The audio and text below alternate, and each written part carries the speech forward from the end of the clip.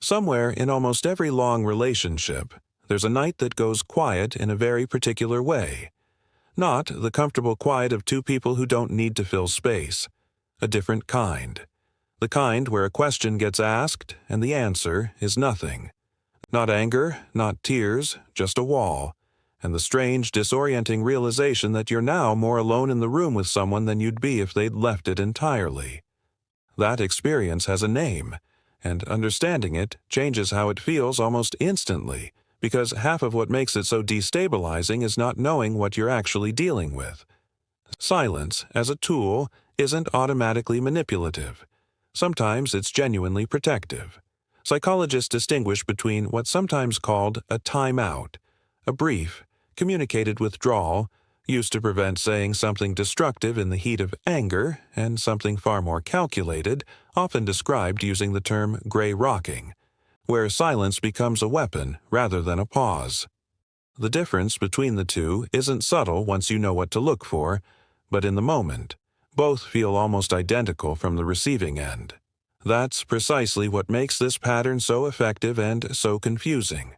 A healthy pause sounds something like, "I need 20 minutes before I can talk about this without saying something I'll regret." It has an edge, a duration, and usually a return. A weaponized silence has none of those things.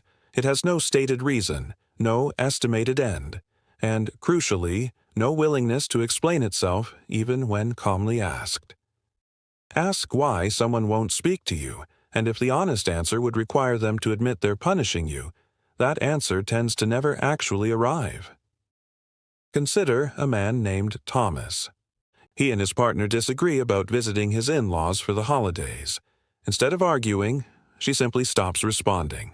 Not just to that topic, to everything. Good morning. Texts go unanswered. Questions about dinner get one-word replies delivered with a flatness that somehow communicates more than shouting would. This continues for 4 days. When Thomas finally asks directly what's wrong, she says quietly, "Nothing's wrong," in a tone that makes unmistakably clear that everything is wrong, and that naming it out loud is somehow his failure, not hers.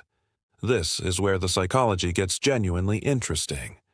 Silence like this works because human beings are exceptionally sensitive to social exclusion. Researchers studying ostracism have found that being excluded activates some of the same neural regions involved in physical pain. Your brain, quite literally, treats being frozen out by someone close to you as a threat on the same order as bodily harm. That's not an exaggeration for effect, it's a fairly well-replicated finding, and it explains why the silent treatment can feel disproportionately devastating compared to an actual argument, where at least you're still being acknowledged as present. An argument, however unpleasant, keeps you inside the relationship. Silence removes you from it while your body is still standing in the same room. That combination, physical presence with total emotional absence, is what makes it land so much harder than raised voices ever could. There's a deeper layer still, and it's the part that turns an isolated incident into a recurring pattern. Silence, used repeatedly, teaches. Every time Thomas eventually apologizes just to end the standoff, regardless of whether he did anything wrong, he's reinforcing a very specific lesson for both of them. That discomfort ends when he concedes, and only when he concedes. Over enough repetitions, this stops being about the original disagreement entirely. It becomes about who controls when a relationship is allowed to feel normal again. This same mechanism appears constantly outside romantic relationships. Consider a workplace scenario. A manager named Sophia disagrees with her director on a project decision. Instead of addressing it directly, the director simply stops including her in certain meetings, stops replying to her messages with more than a single word, becomes noticeably harder to reach. Nothing is ever said explicitly. Sophia spends weeks trying to figure out what she did wrong, eventually apologizing for a decision she still believes was correct, purely to restore some sense of normal working conditions. The director never has to say a punishing word. The absence does all the work.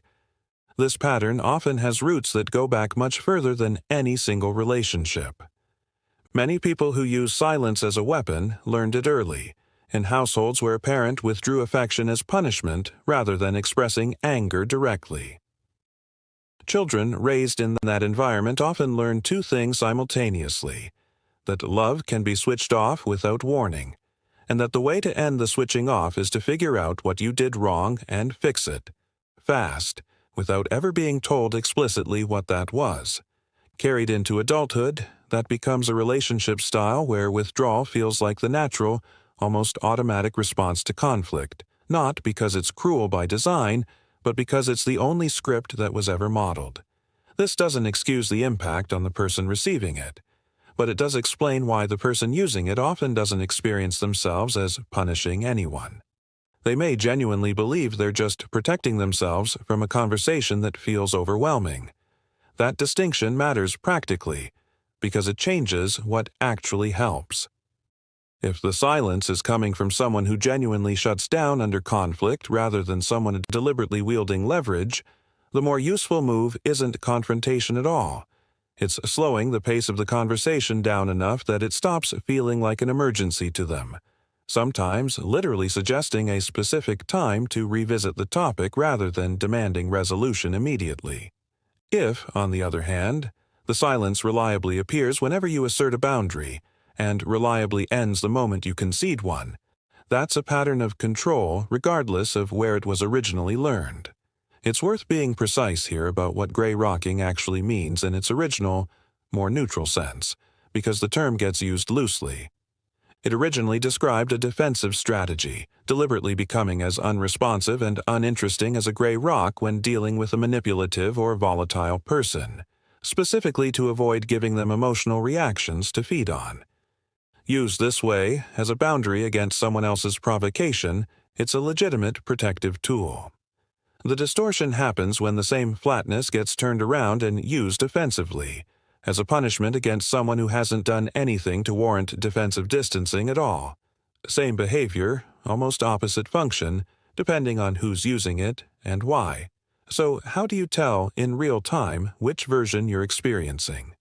One useful test is to ask directly and specifically, not generally. Instead of asking what's wrong, which invites a vague nothing, try naming the specific behavior. Something like, I notice you haven't responded to 3 messages, and I'd like to understand why.